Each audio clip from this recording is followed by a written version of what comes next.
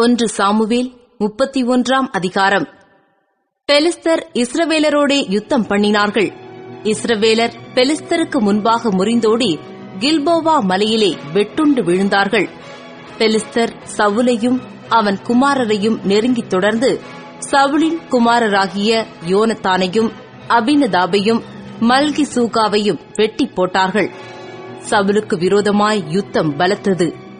வில்வீரர் அவனைக் கண்டு நெருங்கினார்கள். அப்பொழுது சவுல் வில்வீரரால் மிகவும் காயப்பட்டு தன் ஆயுததாரியை நோக்கி, அந்த விருத்த சேதனம் இல்லாதவர்கள் வந்து என்னை குத்தி போட்டு என்னை அவமானப்படுத்தாதபடிக்கு நீ உன் பட்டயத்தை உருவி என்னை குத்தி போடு என்றான். அவனுடைய ஆயுததாரி மிகவும் பயப்பட்டதினால் அப்படிச் செய்ய மாட்டேன் என்றான்.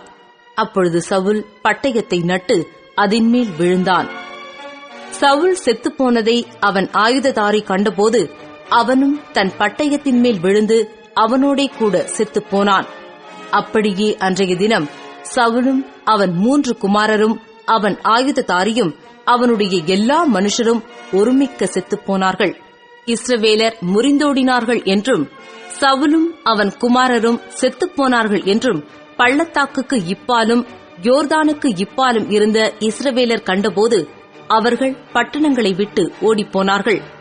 அப்பொழுது பெலிஸ்தர் வந்து அவைகளிலே குடியிருந்தார்கள். வெட்டுண்டவர்களை உரிந்து கொள்ள பெலிஸ்தர் மறுநாள் வந்தபோது அவர்கள் சவுலும் அவன் 3 குமாரரும் கில்போவா மலையிலே விழுந்து கிடக்கிறதைக் கண்டு அவன் தலையை வெட்டி அவன் ஆயுதங்களை எடுத்துக்கொண்டு தங்கள் விக்கிரகங்களின் கோவில்களிலும் ஜனங்களுக்குள்ளும் செய்தியை பிரசித்தப்படுத்தும்படி அவைகளை பெலிஸ்தர் தேசத்திலே சுற்றிலும் அனுப்பி அவன் ஆயுதங்களை அஸ்தரோத் தேவனுடைய கோவிலிலே வைத்து அவன் உடலை பெத்சானின் அலங்கத்திலே தூக்கி போட்டார்கள்.